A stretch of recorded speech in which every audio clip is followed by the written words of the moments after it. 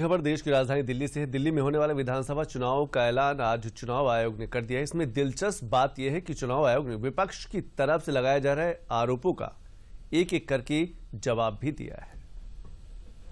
Date of notification will be 10th of January, Friday. Last date of making nomination will be 17th of January. Scrutiny on 18th of January. Withdrawal 20th. These are the statutory periods of time which is given. Date of poll is 5th and counting is 8th, and 5th again we have very deliberately kept Wednesday. क्योंकि हम सोचते हैं सब दिल्ली वाले vote करें, इसलिए इस बार भी महाराष्ट्र की तरह हमने इसको वेडनेसडे में रखा है। दिल्ली में कब होगी वोटिंग, कितने फेज में होंगे चुनाव, कब आएंगे चुनाव के नतीजे, ऐसे सवाल इस बयान के साथ ही थम गए हैं। दिल्ली चुनाव का शंखनाद हो चुका है। देश की राजधानी दिल्ली में विधानसभा चुनाव को लेकर इंतजार की घड़ियां रुक गई हैं। चुनाव की तारीखों को लेकर किए जा रहे दावों का शोर भी शांत हो गया है।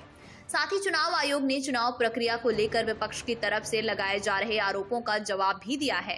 विपक्ष के आरोप पर चुनाव आयोग के जवाब भी आप सुन लीजिए, ताकि सियासी अफवाहों से बच सकें और हकीकत समझकर चुनाव प्रक्रिया में निष्पक्षता से शामिल हो सकें।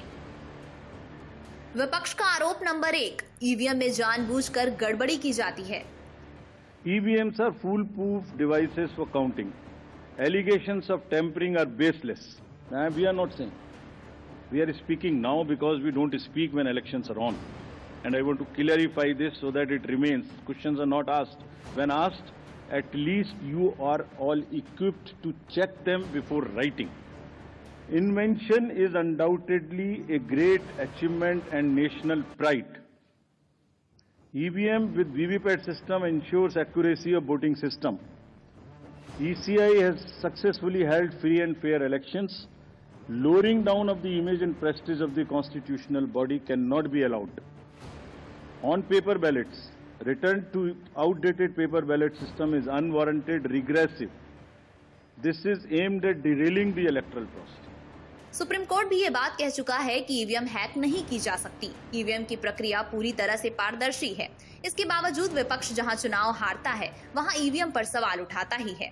ये कवायद हाल फिलहाल कई राज्यों में हुए चुनाव में भी देखा गया था। विपक्ष का आरोप नंबर 2, शाम 5 बजे वोटिंग खत्म होने के समय वोट प्रतिशत बढ़ा दिया जाता है। 5:30 बजे, 5 बजे के बाद जस्ट प्लीज इमेजिन 5 से 7 के बीच में प्रिजाइडिंग ऑफिसर जो पहली बार वहां गया है, छोटे से स्कूल के टीचर हैं, आंगनवाड़ी वर्कर्स हैं, वो क्या काम करते हैं? जितने लोग लाइन में खड़े हैं पहले उनको पर्चियां टोकन बांटते हैं कि आप लाइन में रहिए, आपका वोट जरूर लेंगे। थोड़ी थोड़ी कहा सुनी भी होती है गेट पर कि हम तो टाइम में आ गए थे। फिर वो किसी तरह से लॉ एंड ऑर्डर संभालते हैं, एडमिनिस्ट्रेटिव जॉब करते हैं, बंद करते हैं, सबका वोट डलवाते हैं। उसके बाद में वोटिंग खत्म कराते हैं, मशीन को सील करते हैं, बैटरी को सील करते हैं, एन नंबर्स ऑफ फॉर्म्स बनाते हैं, 17C इंक्लूडेड। अगर महाराष्ट्र का जिक्र ले लें तो 1 लाख बूथ थे लगभग, 4 भी मान लें तो 4 लाख 17C फॉर्म। अगर मैं यहाँ 300-400 लोग हैं आप लोग, इनके बीच में एक कागज सर्कुलेट कर दूं और कहूं कि 1 घंटे के बाद में इसको मुझे वापस कर दीजिए, मैं बदल दूंगा, तो बदल सकता हूं क्या? फ्रेंड्स, फॉर्म 17C ही धीरे धीरे रात तक वही एग्रीगेट हो जाता है जो फॉर्म 17C का एग्रीगेट है। Anybody can check. हमने क्लोज ऑफ पोल पे दे दिया, 11:30-12 बजे हो जाएगा और अगले दिन हम एक स्क्रूटिनी करते हैं जिसमें ऑब्जर्वर्स और कैंडिडेट्स को बुलाते हैं, और बहुत सारी पोलिंग पार्टी रात में लेट आती है। वो करने के बाद अगले दिन it gets revise and increases by a percentage और so. Polling station, form 17C, counting, जिसमें पॉलिटिकल पार्टीज और कैंडिडेट्स कॉन्टिन्यूसली हमारे साथ रहते हैं। डिस्क्लोजर्स की जो मैं बात कहता हूं वो आज मैं आपको दिखा रहा हूं कैसे। अगर जब भी इलेक्टोरल रोल बनता है, रेगुलर मीटिंग्स होती हैं, फॉर्म 6 के बिना हो नहीं सकता। BLA हर पार्टी को अपॉइंट करने का अधिकार है। जो भी क्लेम्स एंड ऑब्जेक्शंस आते हैं वो हाथ की हाथ हर पॉलिटिकल पार्टी के साथ में शेयर किए जाते हैं। वेबसाइट पे ड्राफ्ट डाला जाता है। पोलिंग स्टेशन के रेशनलाइजेशन में कंसल्ट किया जाता है। कोई डिलीशन हो ही नहीं सकता जब तक उसके पीछे फॉर्म 7 ना हो। यहां तक कि अगर किसी की डेथ हो गई है, उसका भी डेथ सर्टिफिकेट हम अपने रिकॉर्ड में लगा के बीएलओ के माध्यम से रखते हैं। अगर किसी का डिलीशन इसके अतिरिक्त होना है शिफ्टिंग में, उसको नोटिस देते हैं। चुनाव आयोग ने सोमवार को ही दिल्ली विधानसभा चुनाव के लिए अंतिम मतदाता सूची जारी कर दी थी, जिसको लेकर आम आदमी पार्टी लगातार सवाल उठा रही थी। 4 जनवरी को आम आदमी पार्टी से कथित मतदाताओं के नाम हटाए जाने की शिकायत को नई दिल्ली जिला निर्वाचन अधिकारी ने भी निराधार बताया है। फिलहाल आरोप प्रत्यारोप का ये दौर तो जारी ही है और चुनाव तक जारी भी रहेगा, लेकिन अब दिल्ली का चुनावी समीकरण समझना जरूरी हो जाता है। दिल्ली में कुल 70 विधानसभा की सीटें हैं, जिसमें 58 सीटें सामान्य हैं, जबकि 12 आरक्षित सीट हैं। चुनाव के लिए कुल 13,033 पोलिंग स्टेशन हैं। दिल्ली चुनाव के ऐलान के साथ ही सियासी सरगर्मियां भी बढ़ गई हैं। राजनीतिक दलों में हलचल तेज हो गई है। जैसे जैसे दिल्ली में सर्दी बढ़ रही है, वहीं राजनीतिक गलियारों में गर्मी बढ़नी शुरू हो गई है, क्योंकि सभी दल अपनी अपनी जीत का हुंकार भरने लगे हैं। तारीख का इंतजार दिल्ली की जनता लगातार कर रही थी और 5 तारीख दिल्ली में बदलाव की तारीख है।